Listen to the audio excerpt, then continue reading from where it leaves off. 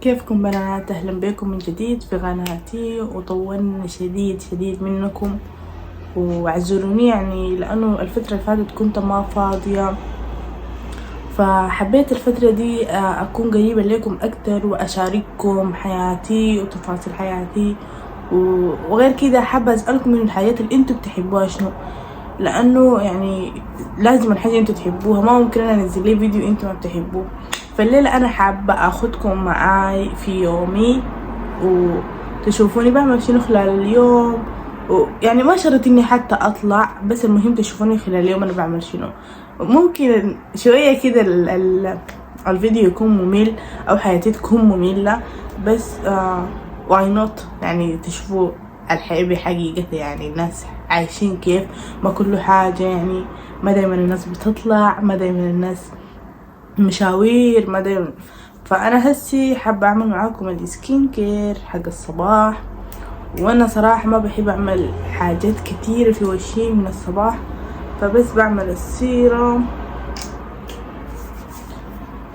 بعمل سيرم. وزي ما شايفين اللبسة انا ده اسمه توب سوداني، فممكن في بعض الدول او في بعض المناطق بيتعاملوا مع التوب السوداني او البديل للتوب السوداني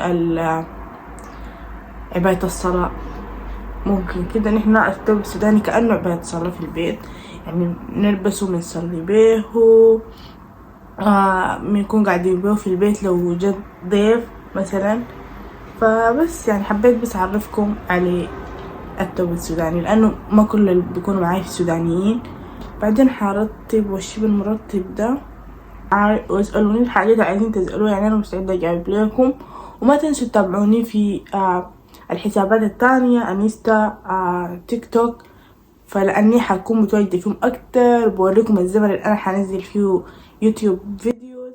بعد كده حامشي واشوف افطر بشنو، يا اما شربت شاهي يا اما عملت حاجة. يعني انا فطوري بيعتمد على مودي، يعني مرات بكون ما عايزة اعمل اي شيء، حتى شاهي مرات بكون ما عايزة اشربه، لكن بضطر اني اشربه لانه بيعمل لي صداع لو ما شربته. فخلونا ننزل تحت ونشوف الحاصل شنو. طيب انا هسي في المطبخ، ومن قبل بفكر يا ربي اعمل فطور ولا اشرب شاهي بس. فدايما لما تحصل معايا الحاجة دي بعمل حاجة بسيطة، يعني فطور بسيط، وبعمل الشاي عشان ما اكون بعدين بين يعني مترددة. فهسي انا هعمل بيض واعمل شاي. يعني في ناس كثيرين هيستغربوا بيض وشاي، او في ناس عادي بيشربوا بيض وشاي، يعني بياكلوا بيض وبيشربوا شاي. فانا عادي بالنسبة لي، يعني بعمل بيض وعادي بشرب الشاي، لكن ما مع بعض. يعني بخلص اول حاجة البيض، بعدين الشرح ده كله ليش؟ فخلاص هعمل البيض، وهعمل لي بيضة واحدة لانه زي ما قلت لكم في تردد حاصل، وهعمل بيضة واحدة.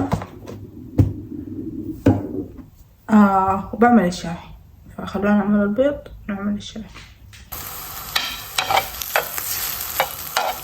فلازم الناس الشطار كلهم في موضوع الدايت والرجيم يوروني، يعني خلوني اعمل المرة دي حاجة، ما اخلي الناس البيت يضحكوا علي يقولوا ما تلتزم.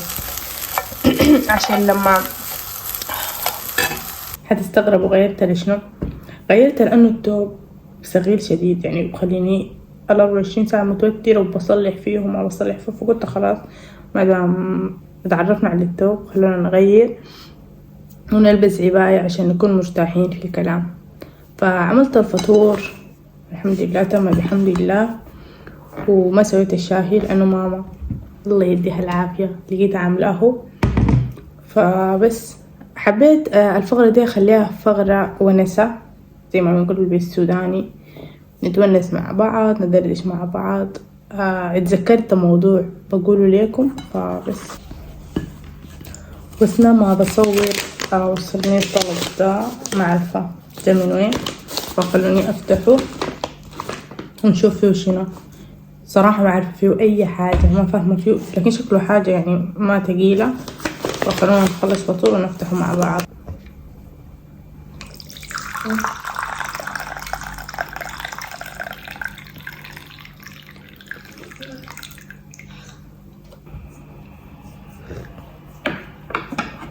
جبت المقص وخلونا نفتح. ما أعرف قدر ما حاولت أتوقع فيها شنو، التوقع ما جاني.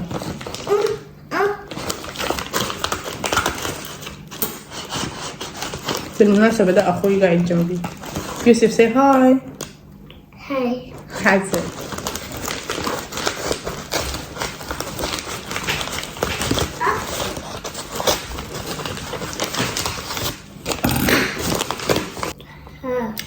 شكلها حاجة حلوة. شكلها حاجة حلوة. اسكت اسكت. شايفين؟ ميك اب هيد باند. يعني مع اني ما بستخدمهم كتير، لكن والله مرات بحتاج لهم. الحجاب بيتوسخ فبكون مضطرة اعمله، فخلاص تاني حيكونوا هم موجودين. رهيبين شديد. ما عارفة لو حقدر افتحهم معاكم او لا، لكن نجرب نفتحهم.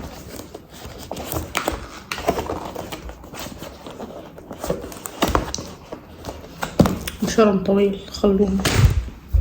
anyways حبيت الالوان حلوين شديد. وهسه يا جماعة اتصلت لي ماما قبل شوية قالت لي تعالوا الحديقة. هي اصلا مشت السوق تشتري حاجات واختي كانت في الحديقة، حنمشي ليهم. حسوق اخوي نمشي ليهم. خليه يبرد حار. هاي خليه يبرد. بيشرب في شاهي برضو. هاي حار هوت. خلوني اكمل الشاهي ونمشي الحديقة مع بعض. طلعنا ومشينا على الحديقة. وصلنا الحديقة وزي ما شايفين فاضية، لأنه المواعيد يعني كل الأطفال بيكونوا في المدرسة، وده أكتر وقت يعني بناخد راحتنا فيه. فأنا وأختي بنجي في الوقت ده لما نكون يعني خلاص حابين نغير جو، فبنجي ونغير جو فيها وما بنلقى فيها زول. وزي ما شايفين احنا هسي بنقلبنا أطفال، يعني حرفيا بقينا أطفال. طيب بعد جيت راجعة من الحديقة، ماما قالت عايزين مكرونة بالبشاميل، فتعالوا نعمل مع بعض على المكرونة. حطيت الموية في النار وهدي بتغلي.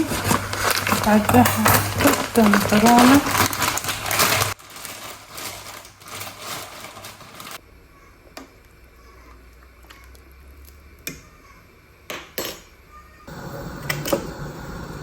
الشاهي ده لماما وبابا لأنه فطور سوداني.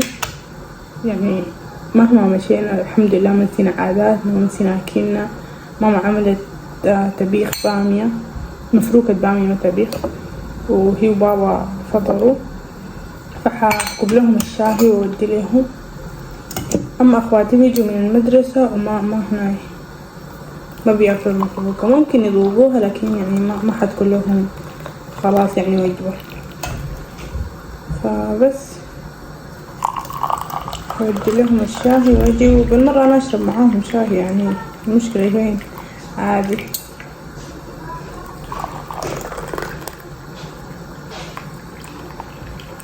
يلا بعد كده يا داب الونس حتحلو، يعني جبنا شاهي وخلاص.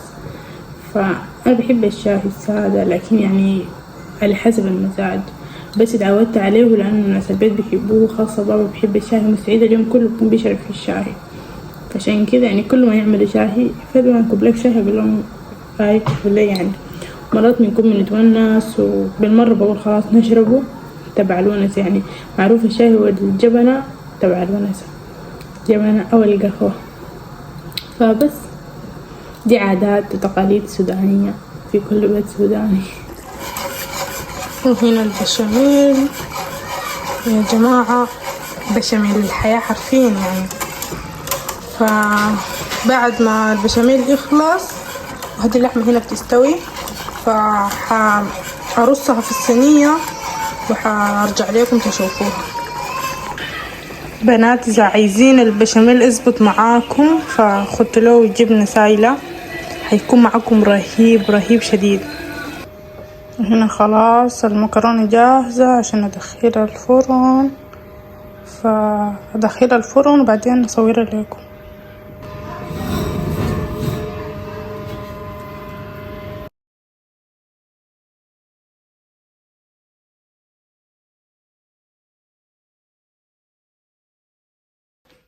طبعا يا جماعة